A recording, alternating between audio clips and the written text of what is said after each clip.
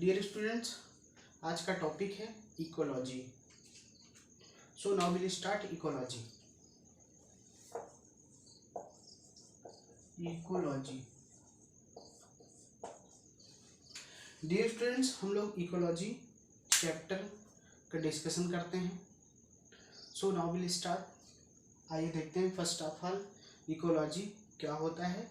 तो study of interaction between living organism and their environment, तो आप कह सकते हैं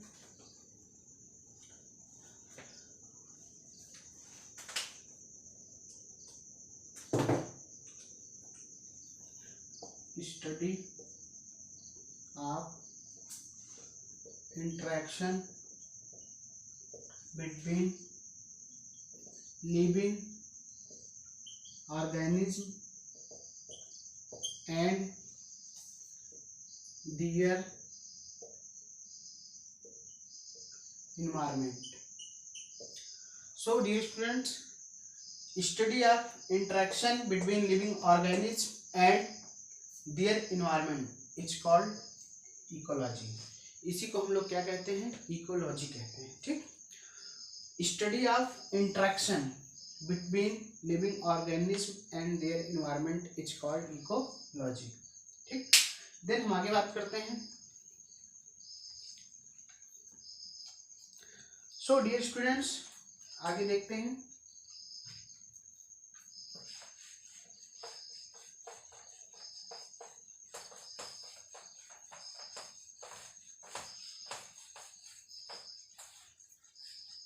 यहां पे हम लोग बात करते हैं हेकल, एक साइंटिस्ट है हेकल। ठीक, हेकल जो कि जर्मनी के साइंटिस्ट हैं। हेकल जो है जर्मनी के साइंटिस्ट हैं। इन्होंने गेव द टर्म इकोलॉजी, इन्होंने गेव द टर्म इकोलॉजी, इन्होंने इकोलॉजी का टर्म दिया था। हेकल जर्मनी के साइंटिस्ट हैं, इन्होंने इकोलॉजी टर्म दिया था, बट एक्चुअली बाय रिटर। लेकिन एक्चुअली में अगर देखा जाए, बट एक्चुअली बाय रिटर, लेकिन अगर एक्चुअली में बात किया जाए, एक्चुअल में बात किया जाए तो रिटर ने इकोलॉजी का टर्म दिया था। ठीक है ना। देन हम आगे बात करते हैं रामदेव मिश्रा। ठीक, ये भी साइंटिस्ट हैं, अपने इंडिया के ही साइंटिस्ट हैं। ठीक, इनके बारे में थोड़ा जानते हैं।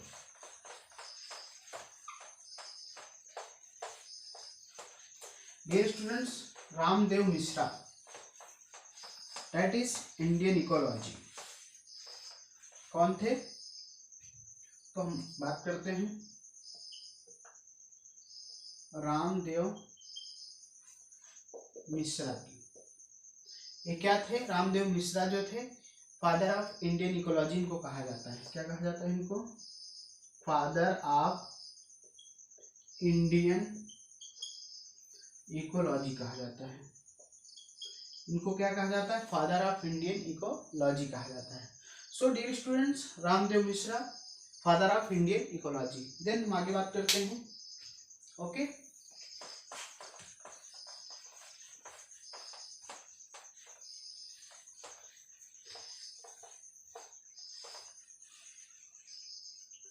डियर स्टूडेंट्स, आगे देखते हैं इसमें एटिकोलॉजी किसको कहते हैं। Autecology study of inter relationship between a species.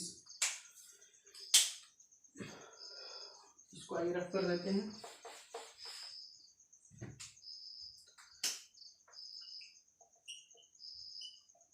एटिकोलॉजी,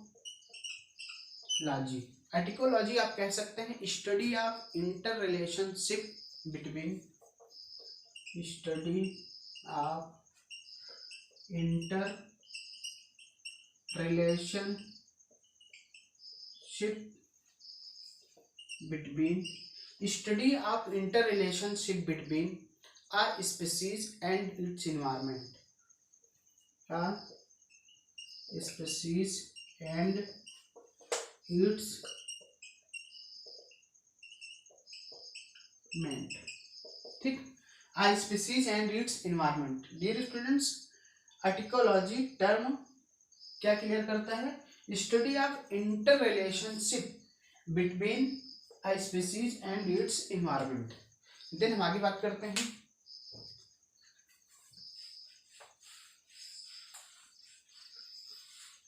आइए नेक्स्ट टर्म को क्लियर करते हैं. साइनिकोलॉजी किसको कहते हैं? ठीक है, synecology. Synecology. So dear students, synecology it is clear that आप कह सकते हैं कम्युनिटी इकोलॉजी. इसको कहते हैं हम लोग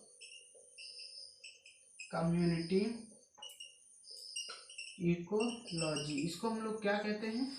कम्युनिटी इकोलॉजी भी कह सकते हैं. क्या कह सकते हैं? कम्युनिटी इकोलॉजी भी कह सकते हैं. आप इसमें क्लियर करते हैं स्टडी ऑफ इंटायर कम्युनिटी. ठीक, आइए देखते हैं. Study of entire community. Study of entire, sorry यहाँ पे इंटायर कर लीजिए. Study of entire community in relation with environment. In relation with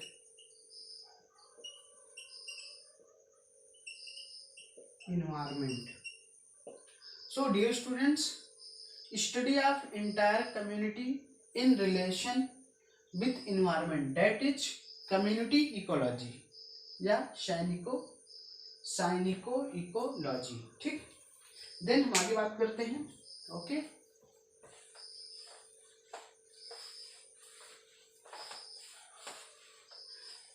साइनिको ecology की हमने बात किया, इकोलॉजी की बात किया. देन हम आगे बात करते हैं.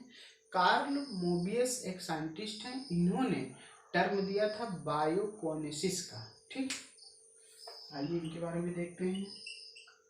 कार्ल मोबियस साइंटिस्ट हैं. इन्होंने गेव द टर्म बायोकोनेसिस. ठीक, आप कह सकते हैं गेव द टर्म बायोकोनोसिस.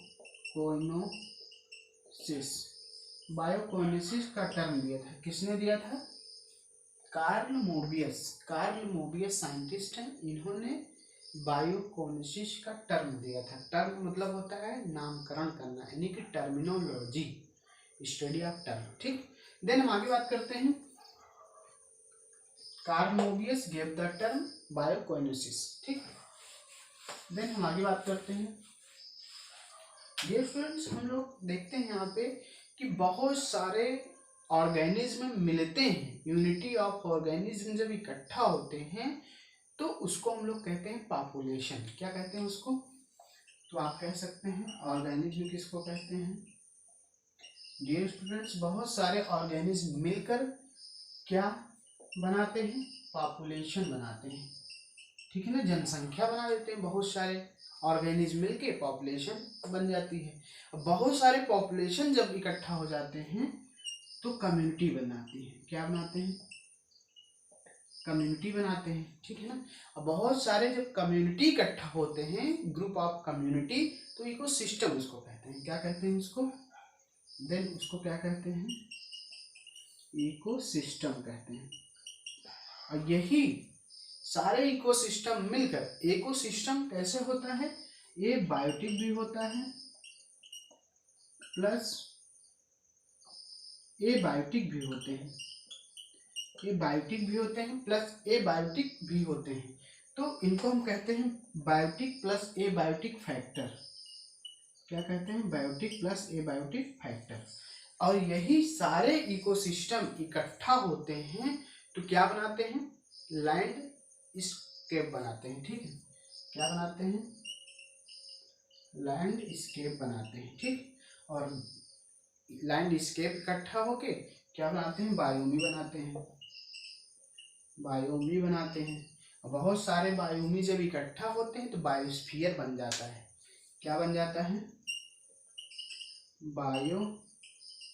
बायोस्फीयर बन जाता है. ठीक है, बायोस्फीयर का फॉर्मेशन करते हैं. यह बायोस्फीयर जो होता है 22.5 किलोमीटर फ्रॉम ओशियन। आप कह सकते हैं ये बायोस्फीयर जो होता है 22.5 किलोमीटर फ्रॉम ओशियन, ठीक है ना। So dear students, it is clear that यहाँ पे ऑर्गेनिज्म क्या बनाते हैं, पॉपुलेशन क्या बनाते हैं, कम्युनिटी से क्या बनता है, इकोसिस्टम यहाँ पे बायोटिक और एबायोटिक दोनों फैक्टर हो सकते हैं।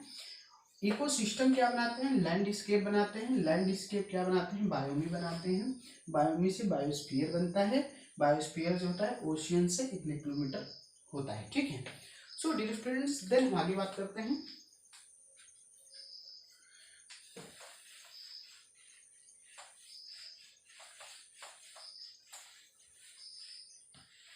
यहाँ पे हम आगे देखते हैं कि नोस्फीयर में क्या होता है,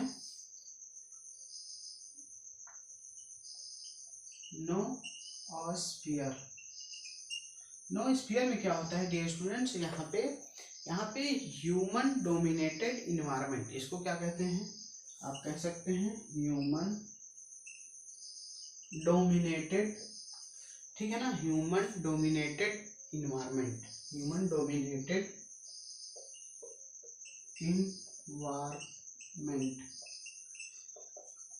तो नोस्फीयर इसको हम बोलते हैं ह्यूमन डोमिनेटेड इन्वायरमेंट, ठीक। देन हम आगे बात करते हैं, कोल्ड ब्लडेड की बात करते हैं, ठीक है। कोल्ड ब्लडेड जो होते हैं स्टूडेंट्स, कोल्ड ब्लडेड जो होते हैं जिनको हम लोग कहते हैं पोइकिलोथर्मिक एनिमल्स, जिनको हम लोग क्या कहते हैं, पोइकिलोथर्मिक एनिमल्स। कोल्ड ब्लडेड को हम लोग क्या बोलते हैं, पोइकिलोथर्मिक एनिमल्स, ठीक। कोल्ड ब्लडेड जो होते हैं पोइकिलोथर्मिक एनिमल्स होते हैं, आर दोज, वे सभी होते हैं, आप क्लियर करिए, are those whose body temperature fluctuate, whose body temperature fluctuates, whose body temperature fluctuate with the environment,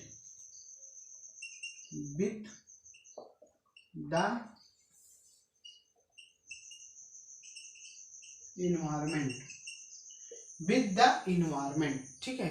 तो cold blooded poikilothermic animal are those whose body temperature fluctuate with the environment, ठीक है ना, that is environment temperature,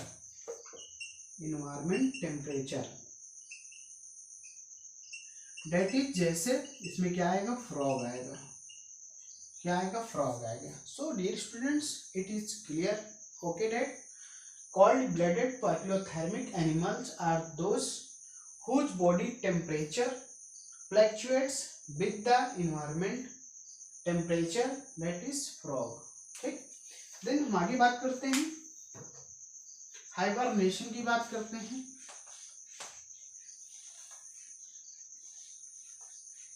hibernation क्या होता है dear students, इसमें जो होते हैं हाइबरनेशन हम लोग कहते हैं किसको, जिसको हम लोग बोलते हैं विंटर स्लीप, ठीक। हाइबरनेशन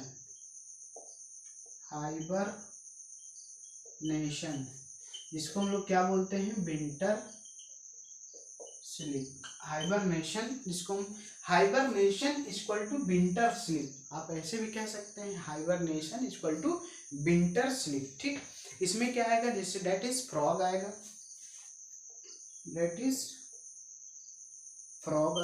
ठीक है। आपका जो इसमें नॉर्थर्न ग्राउंड स्क्वायरल भी आएंगे,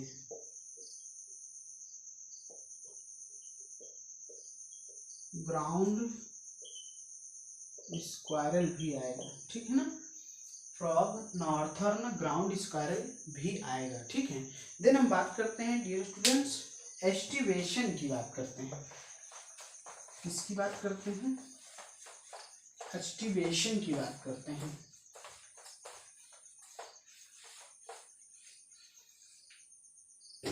डियर स्टूडेंट्स, एस्टिवेशन में क्या होता है? एस्टिवेशन में क्या होता है? एस्टिवेशन जो होते हैं इनको हम लोग बोलते हैं समर स्लिप। ठीक है, इनको हम लोग क्या कहते हैं? समर स्लिप इनको कहते हैं। इनको हम लोग क्या कहते हैं? समर स्लिप कहते हैं। इसमें क्या आते हैं? That is frog, that is, इसमें भी फ्रॉग आएगा आपका। ठीक, डेट इज फ्रॉग। तो जो एस्टिवेशन होते हैं इस समर स्लिप को शो करते हैं, इसमें फ्रॉग आते हैं। ठीक, देन हम आगे बात करते हैं मैमल्स की। आगे बात करते हैं, आगे देखते हैं। डियर स्टूडेंट्स, यहाँ पे हम लोग बात करते हैं mammal and Abies are warm blooded. देखते हैं, mammals and Abies are warm blooded. Mammals and Abies are warm blooded. Mammals और एबीज जो होते हैं वह वार्म ब्लडेड को शो करते हैं। ठीक, जिनको हम लोग कहते हैं होमो यूरोथर्मिक। ठीक, जिनको हम लोग कह सकते हैं होमो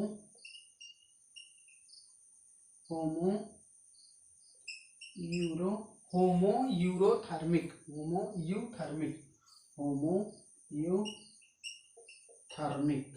ठीक, होमोयूथर्मिक। ठीक है ना। As they maintain a constant body temperature, as they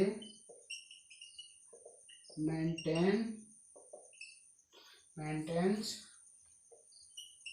constant body temperature, as they maintain constant body temperature. ठीक है ना। irrespective of the environment, irrespective of the environment, irrespective of the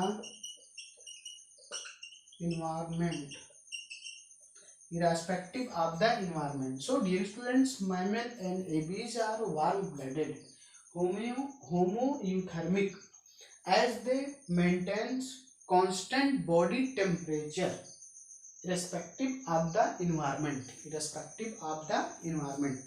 Then हम आगे बात करते हैं, आइए देखते हैं। डियर स्टूडेंट्स, यहाँ पे जो एनिमल्स टॉलरेट लार्ज वेरिएशन, ठीक है ना, इनकी बात कर लेते हैं। Animal tolerate large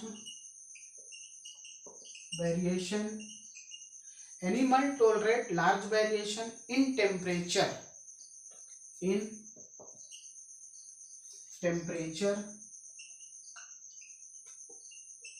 animal tolerate large variation in temperature is called eurythermal,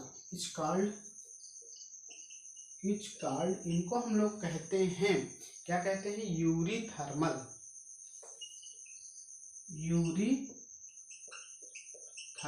इनको हम लोग कहते हैं यूरीथर्मल। वाइल जबकि stenothermal,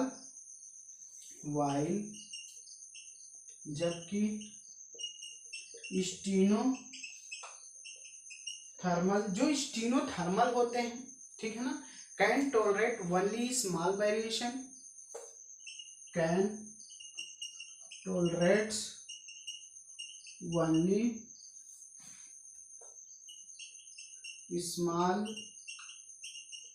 variation, can tolerate only small variation in temperature,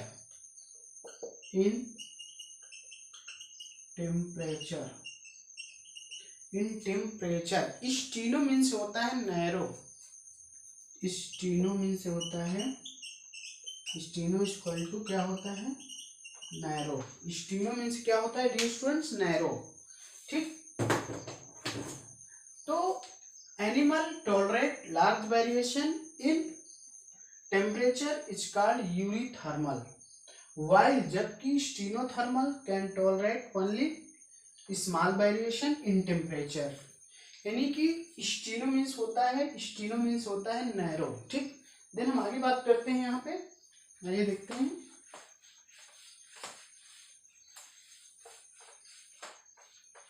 dear friends, इसमें हम लोग देखते हैं कि जो आपका इंसेक्ट यानी larva of pink cotton bollworm जिसको कहते हैं,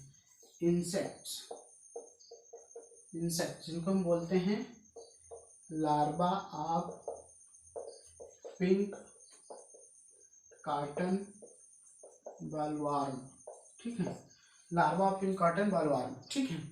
और उसके बाद सीड, स्पोर, देन हम बात करते हैं सीड की, स्पोर्स की बात करते हैं, सीड की बात करते हैं, स्पोर की बात करते हैं, ठीक है ना। अर्थवार्म की बात करते हैं, ठीक है। And zooplankton remain in dormant, and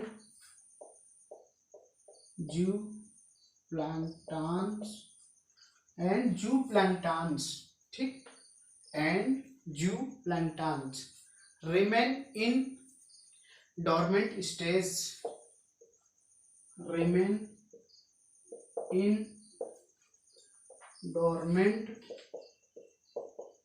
stage, ठीक।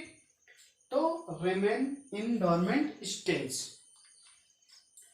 ऑन सस्पेंडेड डेवलपमेंट, ठीक है ना, और suspended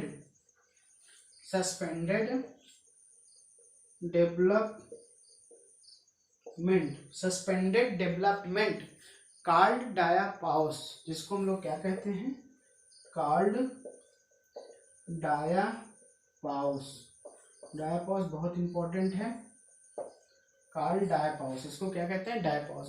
so dear students, it is clear that insect जो होते हैं, ठीक है, जैसे larva of pink cotton bollworm, seed, spores, earthworm and zooplanktons remain in dormant stage और सस्पेंडेड डेवलपमेंट कॉल्ड डायापाउस। यहाँ पे सस्पेंडेड डेवलपमेंट को डायापाउस कहा जाता है, सो डियर स्टूडेंट्स, आज के इस टॉपिक में हमने इकोलॉजी की बेसिक बातें चैप्टर की स्टार्टिंग किया, देन आगे हम नेक्स्ट क्लास पे बात करेंगे। So thank you.